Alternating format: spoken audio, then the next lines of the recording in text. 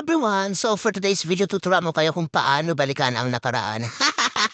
Charis, ito yung most requested na tutorial na kailangang malaman. Kung paano daw makikita yung mga nakaraang post, yung mga 1990s, 2020, 2021, 1998 na post. So for today's video, matututunan yan sa madaling paraan. Please watch my tutorial, guys. So una-una, dapat may Facebook ka. Pindutin na natin yung tatlong tuldok sa tabi ni si dashboard. I think mababasa mo naman kung nasaan ang manage post. Pindutin natin ang manage post and press na rin natin ang filter. Yan. Charan! Lalabas na po yan yung goto posted by privacy. So sa goto, dyan mo titingnan kung kailan taon o alam araw, ilang buwan yung titingnan at gusto mong mahanap na video.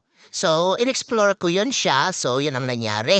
Lumabas yung aking pinost no 2022. Ang dami ko palang post at lalabas dyan yung kung ano yung sinearch mo at saka yung onwards na mga post mo January 22, 2024. Sunod-sunod na po yung lalabas yan dyan. Then yung mga post ko. Then if ever na gusto nating i-delete, guys, meron pong selection dyan sa baba. Like for example, like this kay Ron, yan. Pwede natin itong i-delete with this. Press natin to. Then, naka-highlight na siya. I-press natin yung nasa taas na sa right side. Then, naka-highlight siya. Automatic natin i-press itong na trash bin sa baba. Delete post, yan. Pwede natin siya i-delete. Yan. Then, automatic din siya nagsasave. Ganun lang po siya kadali, guys, sa paghahanap ng mga violation nating account. So, hope makatulong ang aking video na ito at don't skip my ads. Maraming salamat po sa lahat. Kaya gumugid!